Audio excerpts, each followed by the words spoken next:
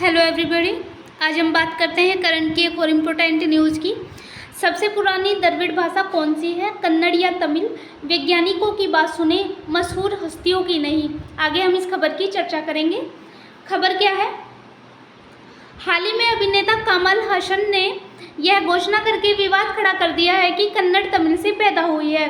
अब यह सवाल उठ रहा है कि सबसे पुरानी भाषा कौन सी है। कुछ लोग कहते हैं कि संस्कृत सबसे पुरानी भाषा है, तो कुछ कहते हैं कि तमिल। लेकिन राष्ट्रवादी हंगामे के बाद जो ऐतिहासिक है या भाषाविद है, पुरातत्वविद है, अब जो उन्होंने खोज की थी, जिन विरासतों की उन्होंने खोज की थी, तो भाषाई विरासत के बारे में उनके द्वारा खोज जो की गई है वो आश्चर्यजनक खोज है। आगे हम इस खबर की चर्चा करेंगे। द्रविड़ भाषा कहाँ से आती है, वह कैसे फैली और क्यों? जो द्रविड़ शब्द है वो जो द्रविड़ शब्द है इसका जो भारत में दक्षिणी राज्यों से जोड़कर इसे देखा जाता है। अगर हम इसकी बात करें तो जातीयता, जो संस्कृति और राजनीति के विचारों से यह जुड़ी हुई है। इसमें जो भाषाविद हुए हैं बद्री, राजू, कृष्णमूर्ति, इनकी जो द द्रविडियन लैंग्वेज 2003 में जो आई थी, इन्होंने कहा था कि द्रविड़ भाषा प्रायद्वीप के सिरे से लेकर मध्य भारत में जो है वो बोली जाने वाली भाषा और गहराई से इसे बोला जाता है। इससे एक द्रविड़ भाषा भी बोली जाती थी। इससे अलग जो द्रविड़ भाषा है वो भी बोली जाती थी, जो ब्रहु यानी वर्तमान में जो पाकिस्तान और बलूचिस्तान वाला हिस्सा है, पश्चिमी हिस्सा है, वहाँ पर इसका प्रयोग किया जाता था। मानव विज्ञानी और इतिहासकार जो थॉमस ट्रोटमैन है, उनके अनुसार थॉमस ने कहा है, उनकी जो थॉमस है उन्होंने द द्रविडियन किनशिप 1981 में महाराष्ट्र के कई स्थानों के नाम को जो है द्रविड़ तत्व इनके द्वारा जो है वहाँ से पाया गया था। तो इन्होंने बताया था कि द्रविड़ सांस्कृतिक जो प्रथाएं हैं, जैसे चचेरे भाई बहन, विवाह सिंध और जो इसकी जो अन्य प्रथाएं हैं वो गुजरात में भी इनकी जातियों के द्वारा जो ये प्रथा है वो प्रचलित है। और द्रविड़ भाषा में बोले जाने वाले उनके वंशज भी जो है इस क्षेत्र में मौजूद है। द्रविड़ भाषी कौन थे, वह कैसे फैले और क्यों? सभी द्रविड़ भाषा की पुरानी जानकारी विशेषताओं को देखकर हम एक काल्पनिक जो है प्रोटो द्रविड़ भाषा बना सकते हैं, यानी हम काल्पनिक भाषा के रूप में जो है सोच सकते हैं। कुछ ऐसी वस्तुएं हैं जैसे कि उन्होंने जो उस समय की जो वस्तुएं थी, पेड़ पौधे कैसे थे, जानवर देखकर हम काल्पनिक रूप से पता कर सकते हैं जलवायु कैसी थी, उनकी राजनीतिक बस्तियां कैसी थी, या फिर उपमहाद्वीप की जो पारिस्थितिक पुरातत्वविद जो खुदाई हुई है उनसे भी हम इनकी विशेषताओं के बारे में पता लगा सकते हैं। और यह भी देख सकते हैं कि जो उस समय की जो द्रविड़ भाषा थी वो आज की जो भाषाएं हैं इनसे मेल खाती है कि नहीं। प्रतिष्ठित भाषा जो विद हुए हैं फ्रैंकलिन सी साउथवेट ने अपने एक शोध पत्र प्रोटो द्रविडियन एग्रीकल्चर 2005 में इस खोई हुई दुनिया को फिर से बनाने का अब तक का सबसे कठोर प्रयास यानी इसकी खोज की है। उनके अनुसार प्रोटो द्रविड़ भाषा वासियों के पास राजा के लिए एक अलग शब्द होता था, जो उन्हें झोपड़ी और गांव के लिए भी एक समान शब्द का इन्होंने जो राजा के लिए ये जिस शब्द का प्रयोग करते थे उसी शब्द का प्रयोग इन्होंने झोपड़ी और गांव के लिए जो है इस्तेमाल किया है। यहाँ पे जो छोटी आबादी वाले जो क्षेत्र थे, छोटी आबादी वाले जो परिवार थे, उनके लिए भी एक अलग शब्द जो है संबोधित किया जाता था, या फिर उनसे भी जो छोटी आबादी वाले क्षेत्र थे वहाँ पर भी अलग शब्द के संकेत मिले हैं। वे विभिन्न कृषि और शिकार के औजार और जंगली जानवरों की एक बड़ी विविधता के बारे में हमें इनसे भी जानकारी मिलती है कि उनकी कृषि जो शिकार और औजार थे या फिर जो जंगली जानवर थे वो उनकी अलग अलग विविधता थी, उनके बारे में भी हमें जानकारी मिलती है। कृष्णमूर्ति के अनुसार तमिल भाषा की अगर हम बात करें तो तमिल भाषा लगभग 600 ईसा पूर्व में विकसित हुई थी, जब उत्तर भारत का जो उत्तर में गंगा का मैदान था वहाँ पर जो पहले शहर विकसित हो रहे थे, तो 3 शताब्दियों के बाद यह पुरानी तमिल में विकसित हो गई थी। जो पहले द्रविड़ भाषा थी वह लिखित संस्कृति के रूप में थी, जो चावल की खेती वाले नए व्यापारिक शहरों के द्वारा मतलब शहरों को दर्शाती है। पुरानी तमिल जो थी वो कई बोलियों से बनी है, जो सदियों बाद मध्य तमिल और आधुनिक तमिल में विकसित हुई। 800 से 1200 ईस्वी के बीच मध्य तमिल भाषा मलयालम में भी विभाजित हो गई थी। भाषा एक से शुरुआती गंगा के क्षेत्र में बोली जाती थी। एक भाषा की हम बात करते हैं, भाषा एक, यह जो गंगा के मैदान थे नवपाषाण जो किसानों द्वारा, जो वहाँ के जो नवपाषाण के किसान थे उनके द्वारा इस भाषा का प्रयोग किया जाता था। कुछ शताब्दियों के बाद 800 ईसा पूर्व द्रविड़ जो शब्द है उसका जो प्रयोग है वो वेदों में भी दिखाई पड़ता है, लेकिन बाद में यह लुप्त हो गई थी। उत्तर द्रविड़ भाषाओं की ओर से यह इशारा करते हैं कि जो ये भाषाएं थी जो किसानों के नवपाषाण में भी जो किसानों के द्वारा जो द्रविड़ शब्द है इनका प्रयोग किया जाता था, जो बाद में वेदों में भी दिखाई दी, लेकिन अब यह विलुप्त हो चुकी है। भाषाविद कहते हैं कि जो संगम शब्द है वो इंडो आर्यन भाषाओं से लिया गया है और जो पुराने तमिल कवि स्पष्ट रूप से वैदिक पौराणिक कथाओं को मानते थे। यानी यहाँ पे कह सकते हैं कि कुछ ऐसे शब्द हैं जो बाहर के जो शब्द थे जैसे संगम शब्द, इनका जो ये शब्द है ये इंडो आर्यन भाषा से लिया गया है। तो जो कवि है वो तमिल भाषा का भी इसमें स्पष्ट रूप से वेदों में होने का प्रमाण प्रस्तुत करते हैं।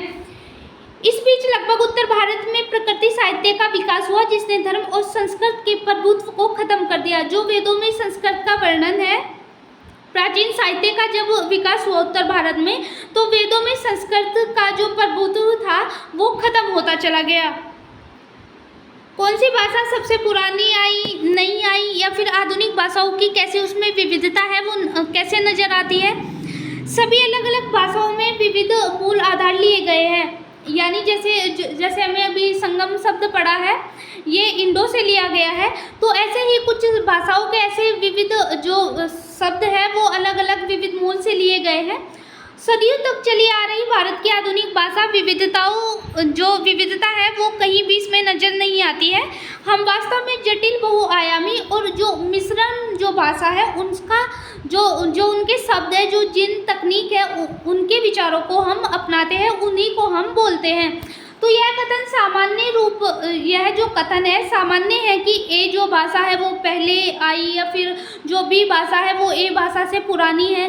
तो यहाँ हम कह सकते हैं कि यह जो है सामान्य बात है जो हमें सामाजिक रूप से भी प्रभावित करती है, जो राष्ट्रवादियों को भड़का सकती है। यानी यह कहना कि जो तमिल है वो जो है किसी भाषा से निकली है या फिर जो भाषाएं है तमिल है वो कन्नड़ से पहले आई है, कन्नड़ के बाद आई है, तो ये राष्ट्रवादियों को भड़काने का भी काम करती है। लेकिन इसमें जो देशभक्ति का अति सरलीकरण है हमेशा इतिहास और गरिमा को बढ़ावा देता आ रहा है। जो भाषाएं हैं वो पुराने समय से ही अपना एक ऐतिहासिक गरिमा रखती है और जिससे जो भारत की जो इतिहास है उसकी गरिमा को ये बढ़ाने में भी सहायता करती है। अब बात करते हैं कन्नड़ भाषा के इतिहास की। क्या है कन्नड़ भाषा? कन्नड़ 4 प्रमुख द्रविड़ भाषाओं में से दूसरी सबसे पुरानी साहित्यिक परंपरा है। सबसे पुराना जो कन्नड़ शिलालेख था वो हमें हरमिडी के छोटे समुदाय से जो है मिला था और यह लगभग 450 ईस्वी पूर्व का है।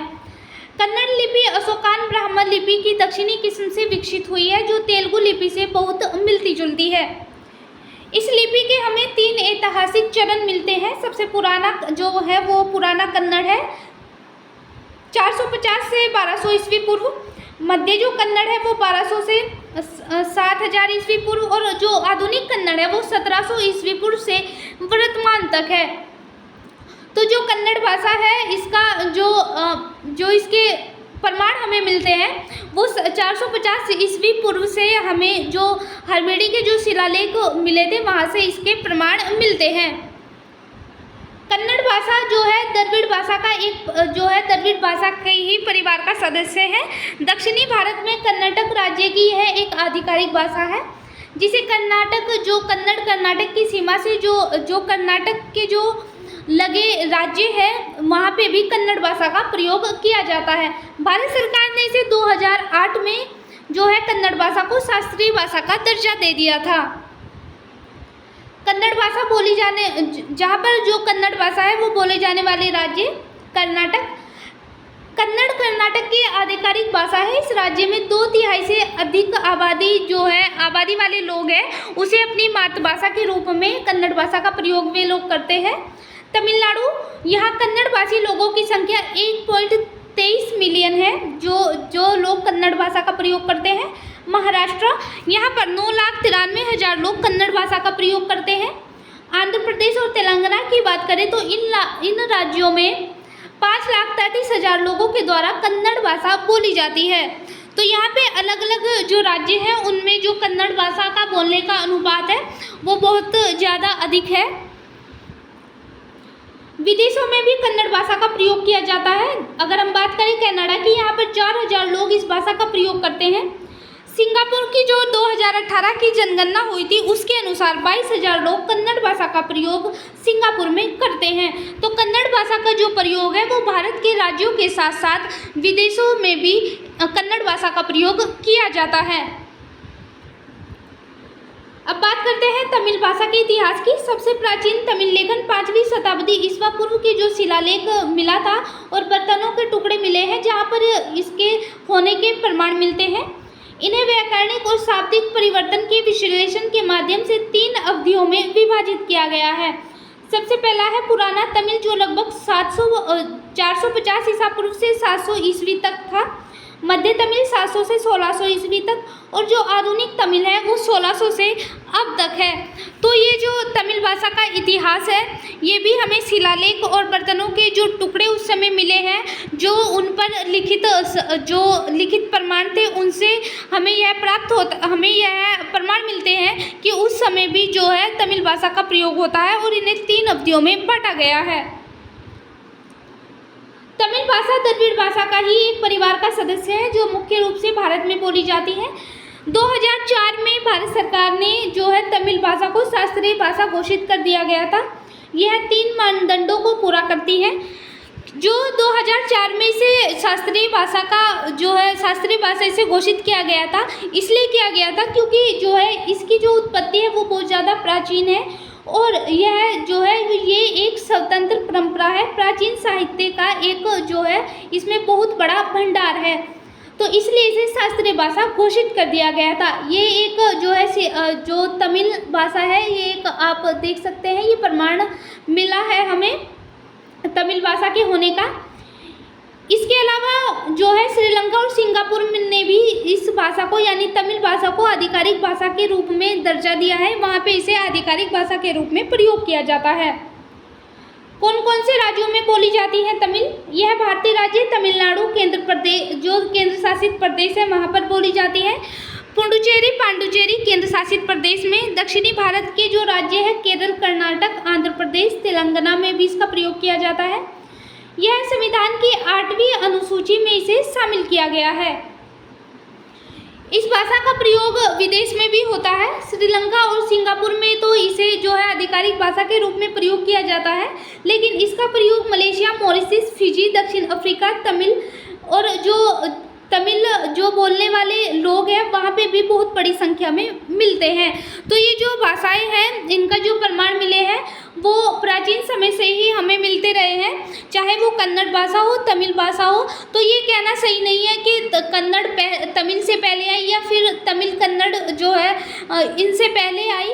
तो जो हमें इनके प्रमाण मिलते हैं वो द्रविड़ भाषा के भी तमिल भाषा के भी जो है बहुत पुराने समय से इनके प्रमाण मिलते हैं। और जो ये भाषाएं हैं तमिल या कन्नड़ ये द्रविड़ भाषा के ही सदस्य के रूप में इन्हें जाना जाता है। तो ये आज के हमारी करंट की न्यूज़ थी। Thank you so much.